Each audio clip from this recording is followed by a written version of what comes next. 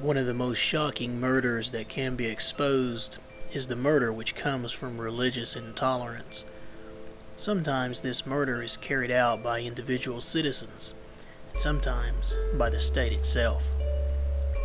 Religious intolerance is a doctrine which is explicitly taught in Roman Catholicism. Unlike Protestant churches, Roman Catholicism not only rejects non-Catholic doctrine, but it seeks to use the state to suppress all non-Catholic organizations and teachings as well. Religious intolerance in Roman Catholicism is exceptionally dangerous, for Catholicism has taught and still teaches today that unrepentant heretics should be turned over to the state for extermination. To find these teachings, one need only look to the writings of Thomas Aquinas. The theological teachings of Thomas Aquinas were made mandatory by Pope Leo XIII in his August 4th, 1879 Encyclical. Thomas Aquinas' teachings are still taught today in Catholic high schools, colleges, and seminaries.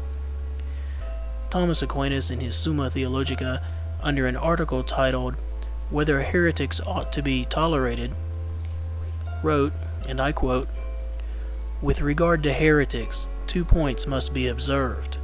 One, on their own side, the other on the side of the Church. On their own side there is the sin, whereby they deserve not only to be separated from the Church by excommunication, but also to be severed from the world by death. For it is a much graver matter to corrupt the faith which quickens the soul than to forge money which supports temporal life. Wherefore, if forgers of money and other evil-doers are forthwith condemned to death by the secular authorities, much more reason is there for heretics, as soon as they are convicted of heresy, to be not only excommunicated, but even put to death. On the part of the Church, however, there is mercy that looks to the conversion of the wanderer, wherefore she condemns not once, but after the first and second admonition, as the Apostle directs.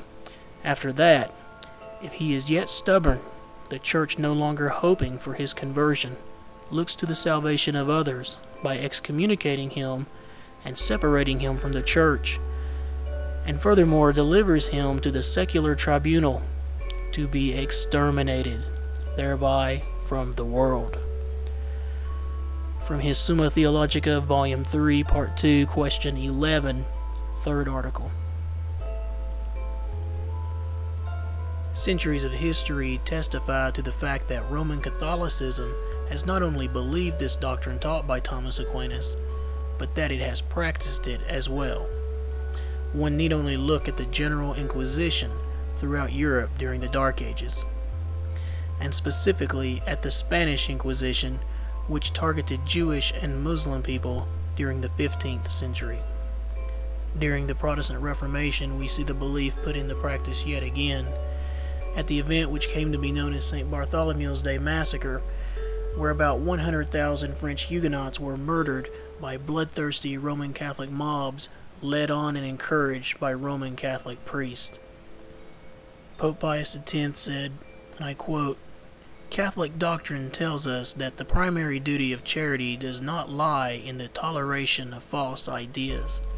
August 25th, 1910. This is just one example from the early 20th century, which demonstrates the commitment the Roman Catholic Church state has in maintaining its religious intolerance as it seeks to dominate the world in a geopolitical sense.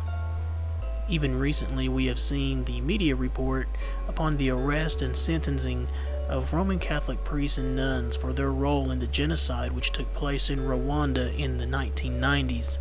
These priests and nuns were working for the political advancement of Roman Catholicism in that nation. Now more than ever, Americans need to be aware of how important it is to have religious freedom and separation of church and state. The very ideas of religious freedom and separation of church and state are direct results from the Protestant Reformation. Our founding fathers, whom you do not hear much about, and I'm not talking about Jefferson and Franklin and some of the other more popular ones that secular historians and Catholic historians like to point to. I'm talking about this nation's founding fathers, such as Martin Luther and John Calvin and Roger Williams, men who dared to speak freely in the face of tyranny and in the face of opposition, and with their very lives on the line, in order to win and establish freedom of speech, freedom of religion, and a separation of church and state. Now, in the history of America, it's easy to see that it was the Calvinistic people of the 13 colonies that not only won our independence from Great Britain, but established the Bill of Rights. To find out more information on Calvinism, visit my channel page and watch as many videos as you'd like.